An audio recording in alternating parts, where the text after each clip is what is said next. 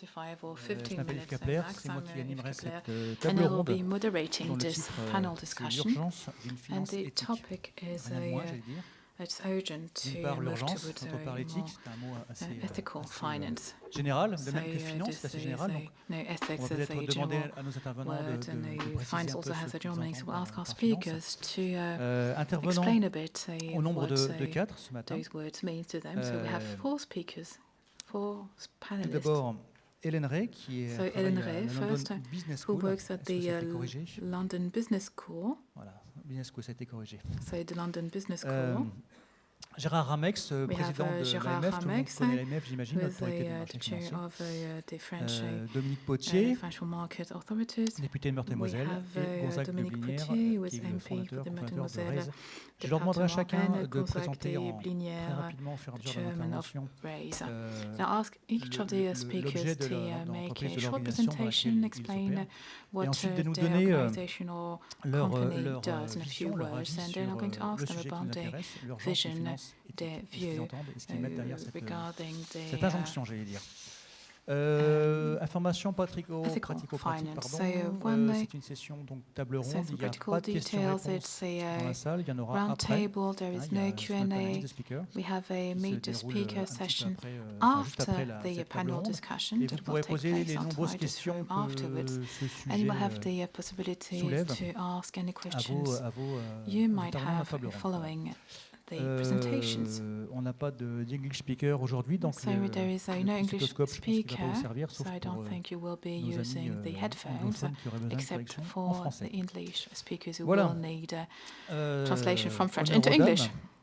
So ladies Hélène Rey. first. Donc, est-ce que vous pouvez nous Hélène dire ce Rey. que vous voyez derrière l'urgence d'une part et So la finance éthique? this sense of urgency and ethics, so what does this mean to you?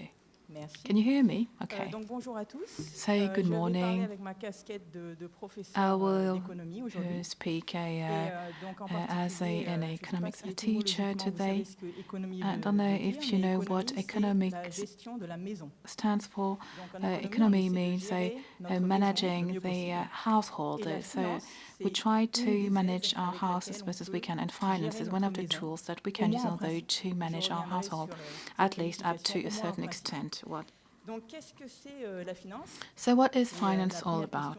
que- So that's the Bonne first question. question that Alors, la was finance, ça asked. sert à Finance améliorer l'allocation des ressources. is aimed at Donc, en locating particulier, ça resources sert, au moins en in the principe, best way à ce que des possible. gens qui ont du capital, So, pas in forcément order to d'idées, make sure that people puissent have prêter ce some capital money, à des but gens qui ont not des really idées, pas ideas, to forcément lend des that fonds. Donc money ça, to c'est, ce qu'on people appelle who le have commerce ideas, but intratemporel. not necessarily Donc, c'est, the necessary funds. manager les That is what ressources we pour call qu'elles aillent à des intra-temporal investissements le commerce. plus productifs possible. Ça, The c'est objective important, is parce que, to évidemment, manage c'est derrière la resources in croissance, the c'est most derrière la productive création way d'emplois. possible. Ça, c'est And un this is good des for buts de la growth, and this finance. is Un good autre for but de la jobs. finance, qui est important, This is one of the c'est la purposes of finance. The second diversification purpose des is risques.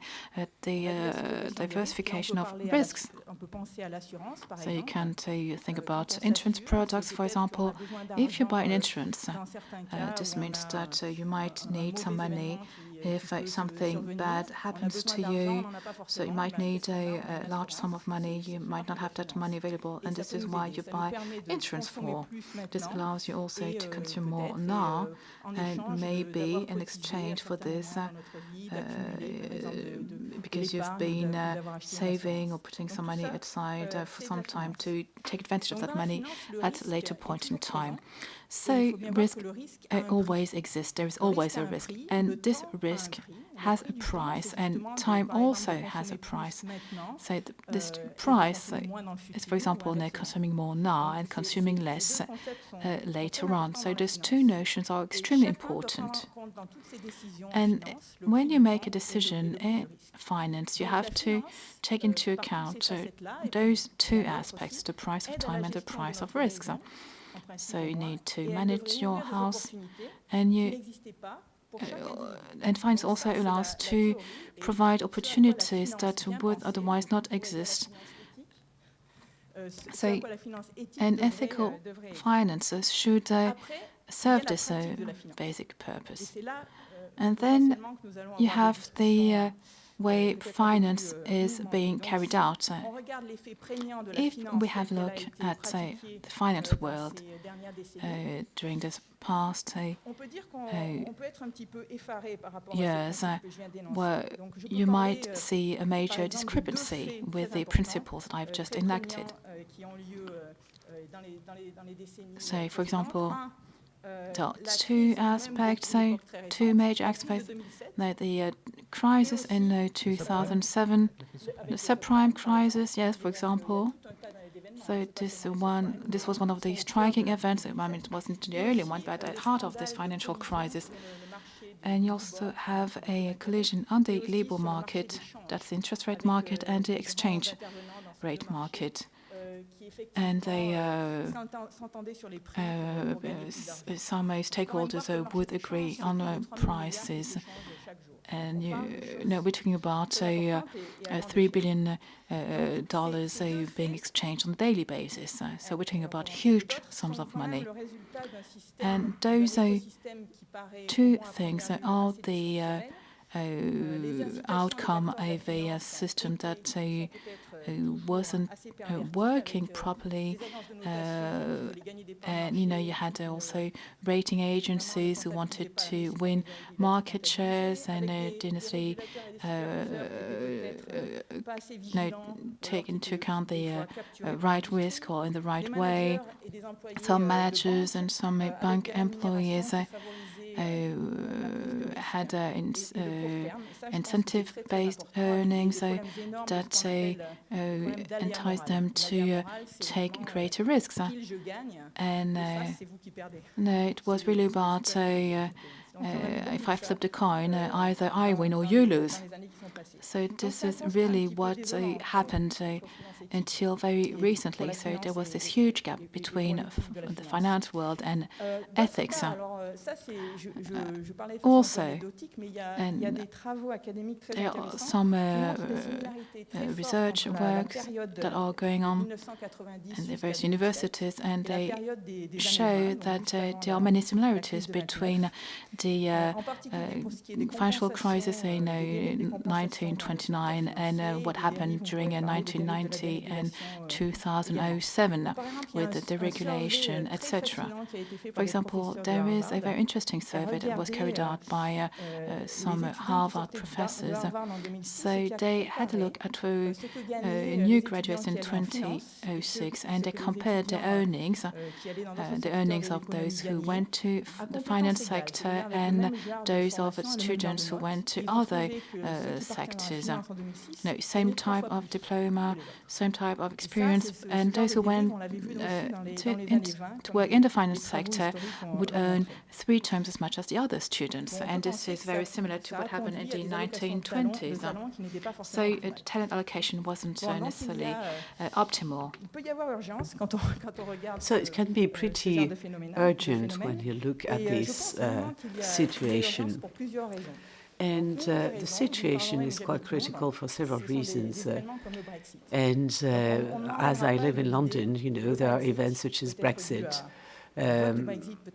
are quite crucial and are in part due to the aftermath of the 2009 financial crisis, and in particular the fact that the public opinion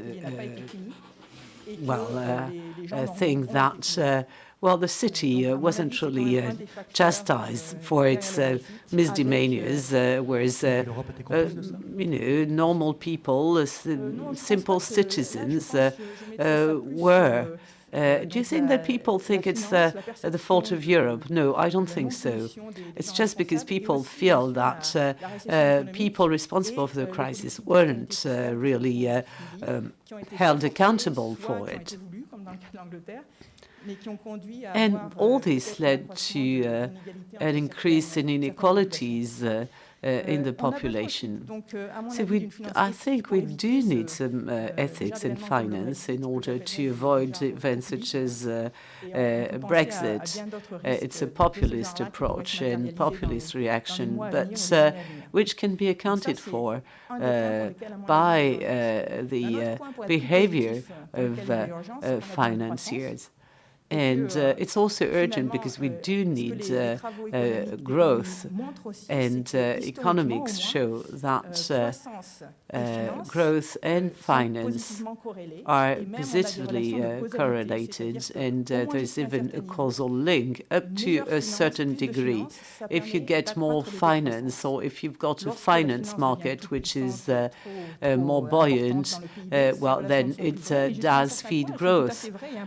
Until, of course, the finance comes to dominate everything and becomes out of touch with reality. So we do need ethical finance to fund growth. There's yet another point for which, because of which finance should be more ethical, and which is the longer life expectancy in all our countries. All this, of course, does have an impact on the savings schemes and plans. People will want to use so good financial products with good characteristics and good maturity. Now, people will live longer, and up to 100 years. So it does somehow change our perspective of things and the way financial markets should behave in the long term. And also, we need more ethics in finance in the aftermath of 2007, because we get this stagnation with low actual interest rates. So the yield from investments tends to be quite low because of the macroeconomic factors and because we went through a big crisis. And this is a big problem because there is more risk in terms of financial stability. It can be problematic for the business models of banking, of the banking industry. People who save money become frustrated, and this can exacerbate inequalities and also resentment. And because we're not used to low interest rates, we tend to be over-optimistic, and because we want high yield.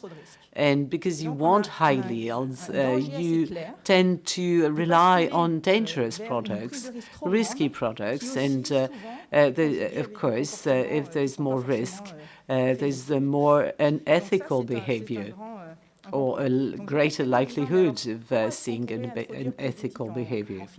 So how can we introduce more ethics in finance? Of course, I can't give you a comprehensive overview. I just want to give you some leads, and I'm sure that the other speakers will build on that. Of course, supervision and regulations are very important, but you can rely on them only to a certain extent. You can't just have watchdogs everywhere, and so we really need a radical change in behavior. And it's only a change in culture and a change in behavior and good compensation, good clearing schemes, more ethical clearing schemes can help us in that. We should make sure that we have good deterrence and avoid people who don't care about the future. So we need to rebuild confidence, and of course it's not very likely that people will trust the ones who were at the helms of the financial institutions that went bust. So we need to support whistleblowers, we need to give more incentives to whistleblowing, and we need also to give more information on responsible investment. And some of my colleagues have shown that companies that take into account social responsibility in their investment policy get higher yields, higher returns on their investments. So we need to spread the word and make sure that everybody is aware of that. And finally, and this will be my conclusion, I think we need to sever the links between political communities and the financial system. It's very clear. If you look at Spain, their savings banks had links with politicians, and well, same thing applies to the Landesbanken in Germany. Thank you. Yes, indeed.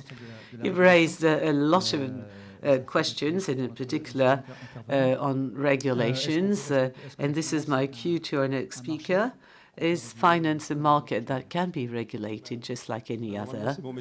Well, it's my job, you see. I'm the boss of the financial watchdog, 500 employees, executives whose role is to protect savers and look at, make sure that everything runs smoothly and properly. Now, my starting point is just identical to Hélène's. It's true to say that finance, it's just one of the sections of the economy. It's not, it's not, you can't really wonder whether this is ethical or not ethical, but it's just part of the system. In the aftermath of the Industrial Revolution and the creation of companies and of course loans and credits. And of course, whenever there is a credit crunch, you put a stop to the economy. So finance is absolutely essential. It's one of the functions of the economy. Of course, it should run properly. It should allocate funds to investments, which means that these funds should be distributed and should be channeled to companies that invest. And I'm sure that Gonzague will refer to this point later on. So you see, the question here is not to make sure that finance is ethical, but make sure that financiers are behave in an ethical manner. And as Hélène argued, if these people do not behave in an ethical manner, if they are not properly overlooked, supervised, well, this can lead to big disasters. So finance is essential, but whenever it goes wayward, it can damage the rest of the economy. And not only people who save, citizens who save money and savings, but it can also harm the economy at large. We could see that with the IT bubble, and when the bubble burst, well, there was a slowdown, an economic slowdown, which had to be, which was then compensated by the national banks, by the public banks, and of course this was the first step in the crisis we are still in the midst of. So yes, indeed, we have to oversee finance ethically and morally. Thirdly, before we look into this a bit more closely, when we argue that we need a financial system that benefits the common good, well, you see, finance is here to provide people with capitals, and of course it needs some return on its investment. So if you demand more from the financial system and take into account socially responsible investment or climate change, well, financiers are not likely to do that out of their free will. I think it's important for the states to instruct them to do so. Now, economists have argued for a long time that there's a sort of short-sightedness that is inherent to the market. So the financial system doesn't really look at the impact of what they do at 20 years later. And some economists have shown that if you take the long-term view, it's more efficient. Now, unfortunately, not all studies say so, and some of them argue that if you invest in trafficking or drugs or what have you, you make more money, which isn't wrong, of course, which isn't. It's true, you may make more money, but it's not very ethical, is it? So my job isn't an easy one. It's just a tiny section of what you should do. And it's part of this big picture of regulations, which means that you lay down the rules, you make sure that they are complied with, and this is what we do when we vet an IPO. You can't just float your company without turning to us in France or to the SEC in the US. You need to provide us with a document describing the whole transaction, or a mutual trust fund is usually registered with us, and we can then look into their scheme and make sure it's honest and ethical. But we also look at, we also take a retrospective view of what takes place, because every night we feed all the data from the financial system to our computers to make sure that no illegal act was committed. And of course, all this is highly technical. It requires a lot of means. And it's not 100% reliable because, Hélène, you said, and you were right, to argue that regulators before 2007 were either not attentive, not aware or not really aware of the risk, or too much in favor of the financial system. And this is when the city in London argued that regulators had to practice the laissez-faire and use a very light touch. Now, of course, we know now that if we had looked at the risks more closely, we could have avoided the crisis. Finally, and this is my last point, following the subprime crisis, there were G20 meetings, and they created the FSB, the Financial Stability Board, who was chaired by McCartney, who is the head of the Bank of England. And it brings together teams from the different financial watchdogs and from the banking industry in order to define new rules. And in my view, FSB has done its job properly. It highlighted the loopholes in the system and those that led to the greatest damages. However, this plan was laid down by the FSB in 2009, and now many years down the road, if the plan hasn't been fully rolled out. It's on the right track for some of these financial instruments, but not for all of them. For instance, derivatives used to be exchanged outside a very precise legal framework. So the FSB said, okay, let's have an organized system.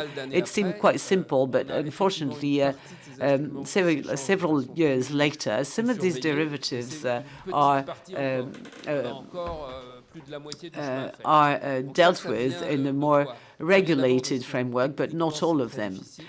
Firstly, because it is very difficult and cumbersome, and some of the players don't really have a vested interest in seeing this plan put in place, and also because we work in an open system, and our system is regulated at 90% by European rules, but you can't really operate without the United States or Asia. So you really need international rules to be efficient.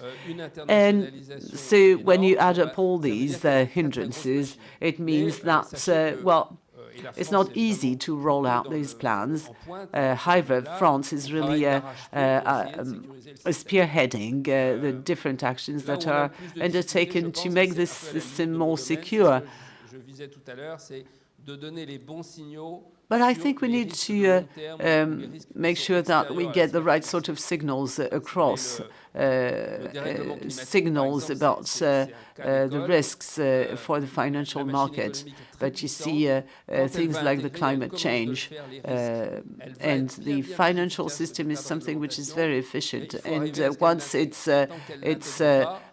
put this risk, for instance, climate change, on its agenda, it's going to be much more effective than the various regulations in the field, because the financial system is very powerful. Now, you can't expect financial people to be more virtuous than the rest of the population. So you have to monitor them very closely, but you can't ask them to or expect from them to be perfect or to be. So we need a system that forces them to behave in a way that is in line with the common good. And all of you should read Jean Tirol's book, who won the prize, the Nobel Prize for Economy. You don't need to be an economist or an expert to understand his book. It's very interesting. So financiers are short-sighted and not more virtuous than the rest of us. That's my conclusion from what you just told us. Now, I work in the financial markets, but in the non-listed world. So I raise capitals for startups that are not listed on the stock exchange, so they can't sell their shares overnight. These shares have to be kept for 3 or 4 years or more, and for more than 35 years, our system has asked for some sort of regulation from the financial watchdog to avoid being regulated by the politicians. Now, 30 years ago, it was non-listed securities was just 1%, whereas today it's almost $8 billion, and it accounts for 25% of stock of shares. Now, I like to tell you about this concept we designed with one of my colleagues, and which is benevolence. And in 2012, I read the headlines of the newspaper Libération, and the title read, young French people just get out of this country. There's no future in this country for you. So I decided that we had to do something about it, so that we could do something, because there are two things which are very difficult. We don't have enough equity for that, or capital that is raised for SMEs, and creating a company, setting up a company in France is relatively easy, but 5 years down the road, a lot of these companies go bust. Some of them because their project, their business model wasn't right, but also because a lot of these SMEs can't survive because large corporations don't talk to them, don't work with them. Also, getting a loan from a bank is difficult. Getting customers is difficult because of the French culture, which makes it extremely difficult to get a first contact, to get some support, and to get some financing. So, based on this observation, with Clara, with my colleague, we toured the equivalent of the FTSE 100 companies, and we told them that we wanted to create something that could be profitable and ethical. And when you make sure that benevolence and citizenship is at the base of the companies, it can become profitable. And I advise you to log on to our website. So we were able to raise 350 million euros to finance SMEs. So our first rule is that we always hold a minority stake in these companies. We do have some profitability requirements, but we don't want to influence the governance of the company. So this is our, you see, this is our motto, and we've already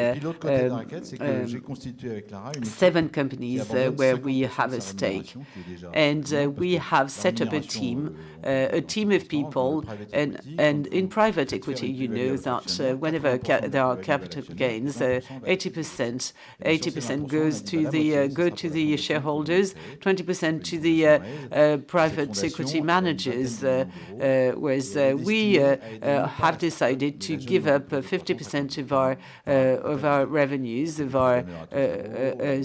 and we have created a foundation to lend money with 0% interest rate, to make sure that these startups are supported.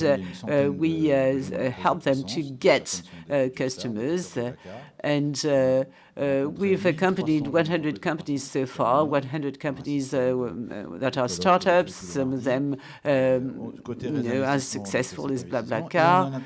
And we have decided to spur other talents, and 50% of what we earn ourselves will be donated to this foundation. When we toured the large insurance companies, the large corporations, no one challenged our return rate because they realized that we are professional people, and they lacked the ethical standpoint. We never invest in companies that do not comply with CSR rule. We are always a minority stake in the companies. We just want to help them to grow faster and better. This is a unique tool, instrument in France, and I think elsewhere. It's true that financiers make a lot of money, and you're not used to seeing people who, whenever they earn €1, give 50 cents away to a foundation, to a trust. But it's something that makes you feel responsible and a good citizen, and also it's meaningful. So finance, now I've been in finance for 35 years now. This is the major instrument for everything you want to do in life, of course, to buy things, but also to start a company, to grow. And what is missing in France, I think, is a structure, is an organization that makes it possible to share success.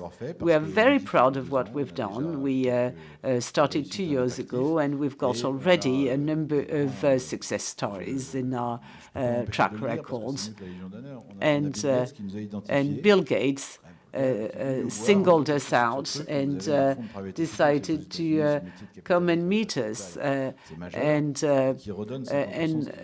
venture capitalists that give away 50% of what they earn is something that is quite unusual. So he wanted to know more about us, and I do hope that, we'll set the example.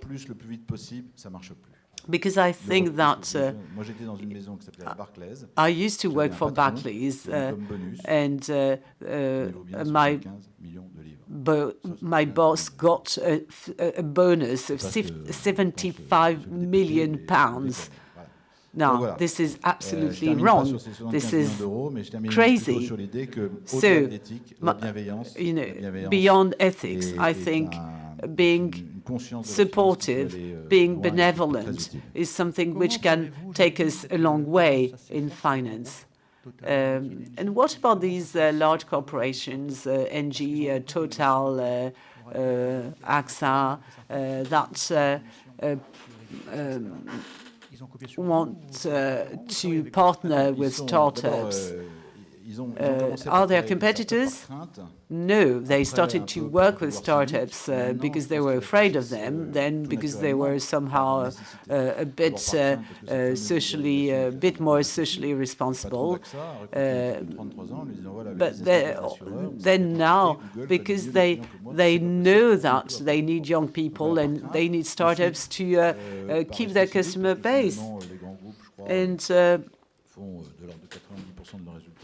I think large corporations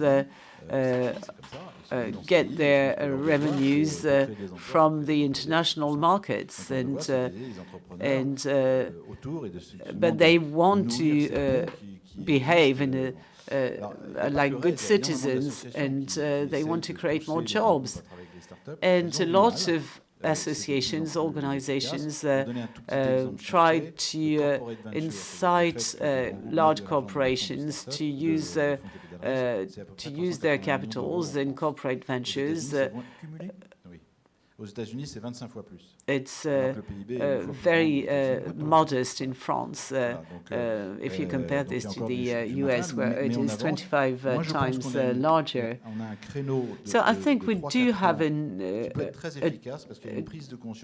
time window of 3 or 4 years here, because there's always the risk of implementing process and rules, and then it will again become very complicated for startups to partner with these large corporations. But for the time being, it's easier, and it's because it's in their interest to do so. So we're now going to listen to Dominique Potier, our elected representative here, our politician. So how does the political world see this financial revolution? Are we well equipped? Are we well prepared? So how do you see things from a regulator's point of view? Well, the way you've just asked a question really shows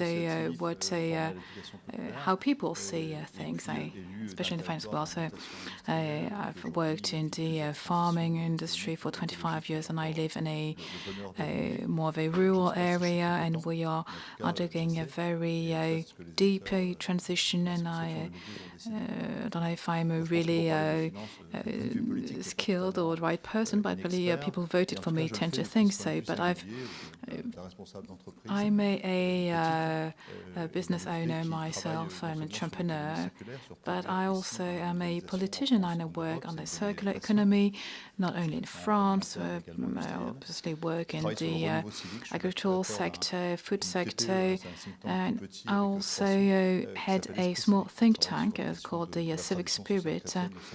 It's about the social Christian tradition and the left-wing movement, and we work together with others. But there aren't too many people working on globalization issues and the left-wing parties, but I think this is all true for the right-wing parties. Unfortunately, this is something that the people in the far right tend to make use of, and people in the church are very much attached to this idea of universality.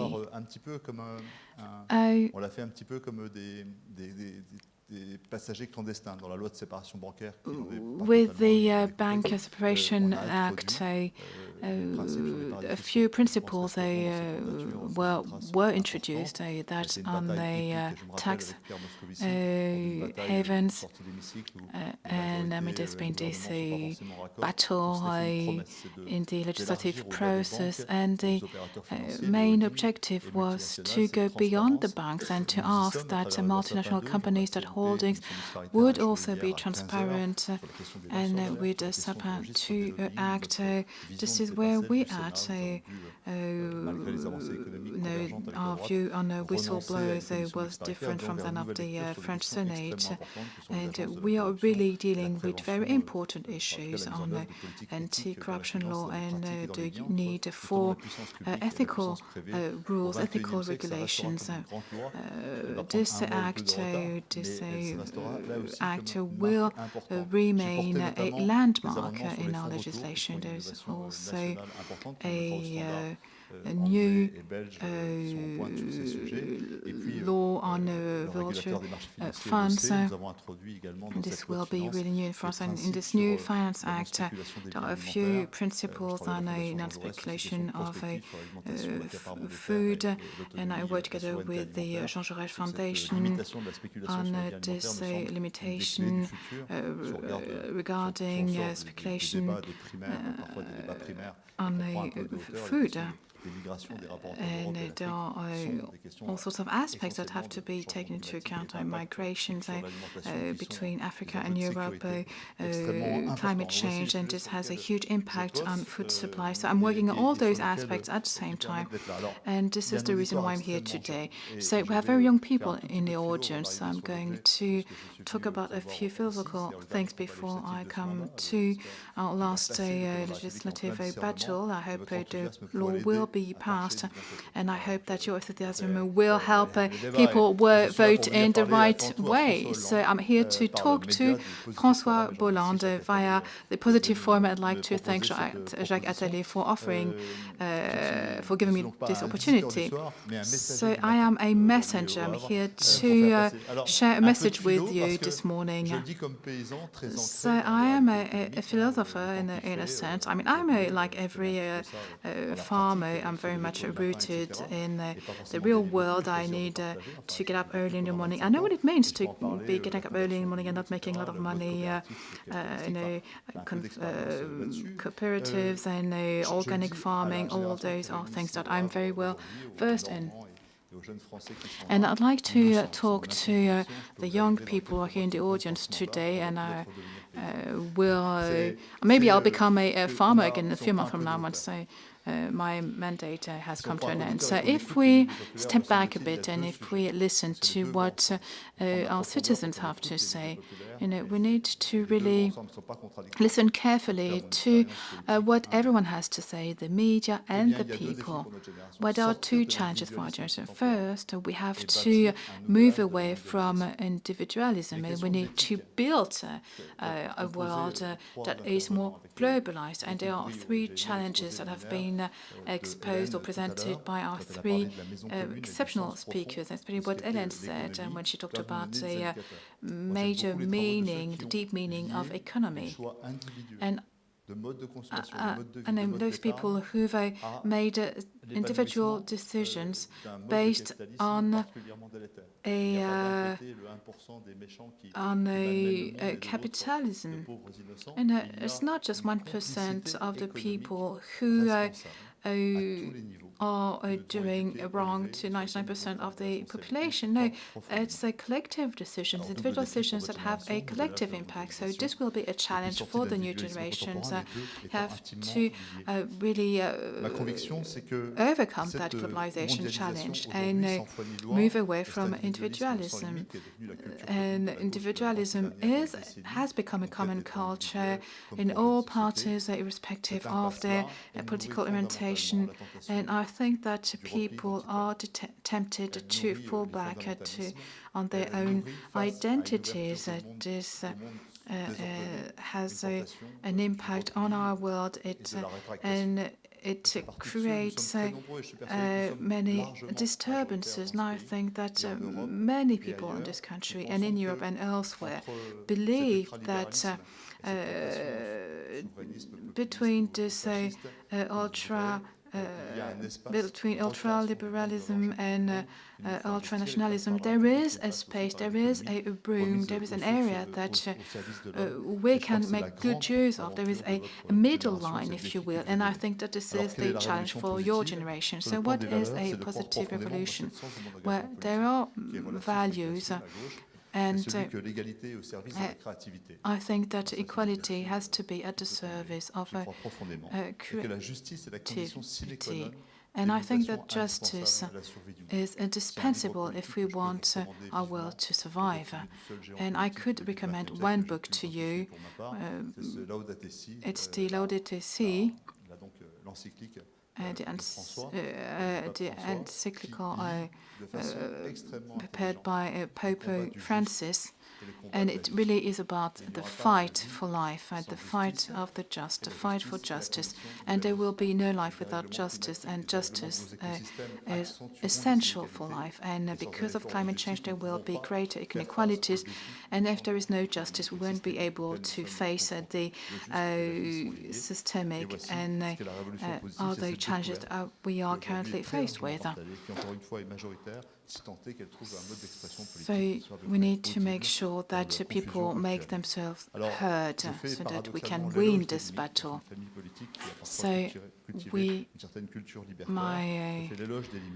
I'm very much in favor of limitations because limitations are like borders, and this is what you've been doing. It's about setting the limits. And I'd like to make a very important comment. What's the difference between a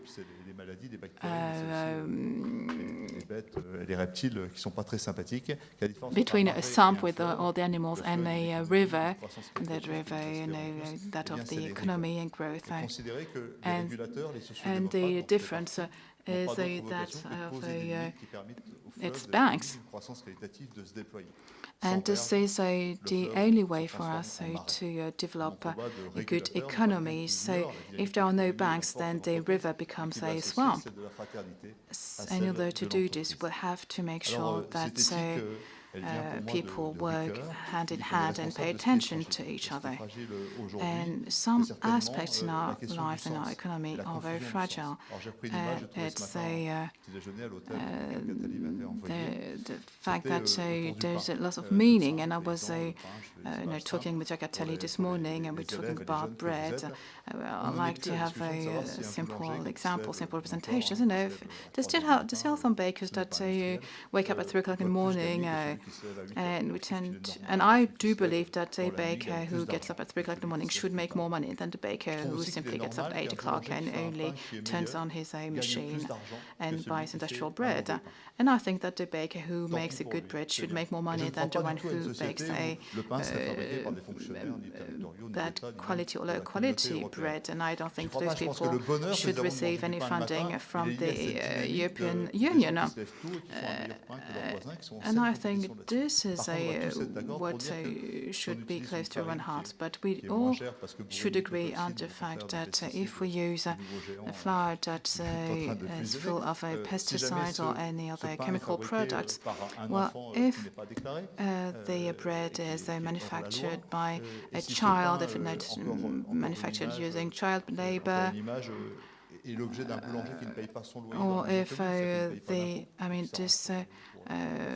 in such a case, the baker wouldn't be paying any taxes and contributing to the economy, and this is not a healthy relation. So let's imagine that this baker is not the baker around the corner. No, this baker is the world bread manufacturer, and this is exactly the situation in which we are today. It's a fight against multinational companies. It's about regulating things, and I do believe, together with others, that we need to make sure that everyone along the value chain is held accountable for their own actions in order to protect our world and to protect the environment. And I want a world with better regulation, a world that is more regulated, and we need to base this on our constitution, on principles that were adopted in the 18th century during the Enlightenment period, that say followed path to totalitarianism, and we need to fight money as such, the power of money, and we need to make sure that we are vigilant and that multinational companies are vigilant. We need to make sure that human rights are being complied with, and this is really about abiding by the principles adopted by the OECD or by the United Nations. And this Vigilance Act is an act that is being supported by various associations in France, Comité de lutte contre la faim, etc. And some companies also, some companies in the private sector also support this act, and there are 4 MPs who also are in favor of this act. And this act went through the first reading, but then the Senate disagreed with the law, and our senators are against this law, and our executive are hesitating. So I'm here to spread the word, to share a message with you. This is a truly important message, and at the end of this mandate, we have the possibility to change slightly this relationship between the shareholders and those multinational companies and the subcontractors who are at the other end of the world. So with this new law, we would have new principles in place, and this would be a first step towards a new type of relations worldwide, economic relations worldwide, and this could and should trickle down throughout the world. And from a technical point of view, this would apply to large companies with more than 10,000 employees. It's about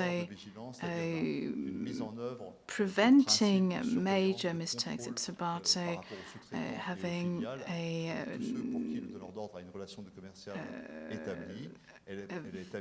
it's about being vigilant. It's about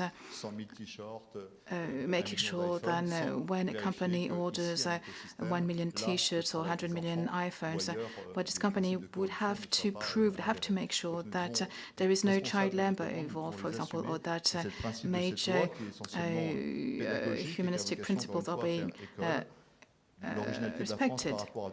And I do hope that this will serve as an example. And a good thing with France is that France does this in a 360-degree fashion. So it's really is a precautionary principle. So sorry, I didn't want to interrupt you. We only have a few minutes left, and I'm the timekeeper here. So You've all talked, and you also, before I interrupted you in a very polite manner, so you talked about being responsible. You also talked about socially responsible investment. This is an investment that takes into account non-financial criteria such as environmental criteria, societal criteria, and this is becoming more and more popular. So do you think that this trend will continue or that it will be short-lived? Well, I'm rather optimistic. I don't think that it will be short-lived because based on various econometric studies, it is proven that those companies that carry out such investments have better returns in the long run. I mean, this is not always true in every case, but it is reassuring. But I think this can be explained by the fact that people who do socially responsible investments have better organizations that pay attention to their suppliers, they have longer relationships with their various economic partners. So there are all sorts of internal factors that support those types of investments, and they make them profitable and beneficial. And I think that this trend will continue.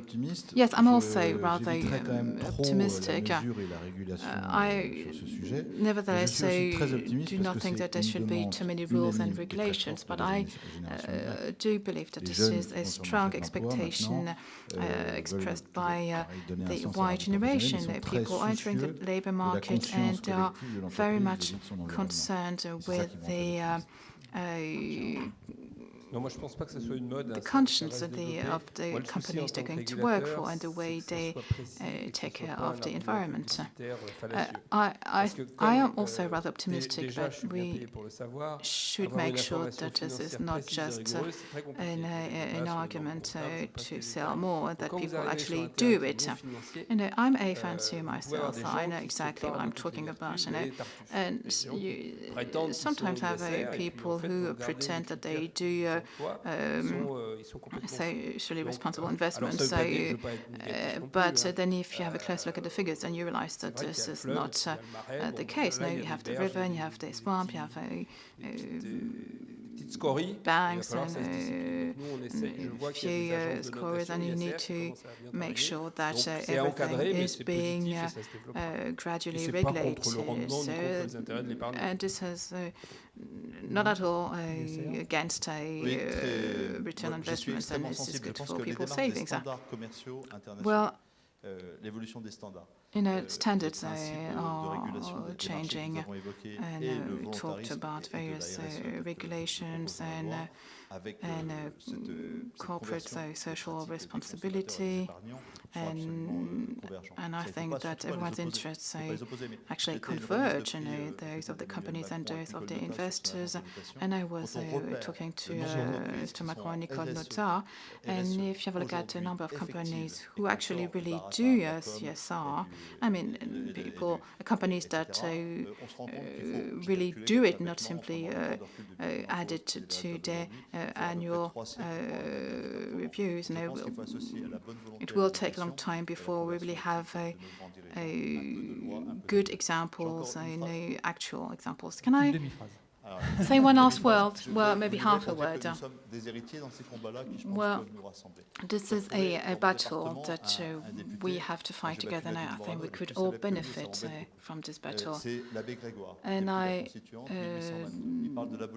like to talk about a priest Grégoire, and in 1822,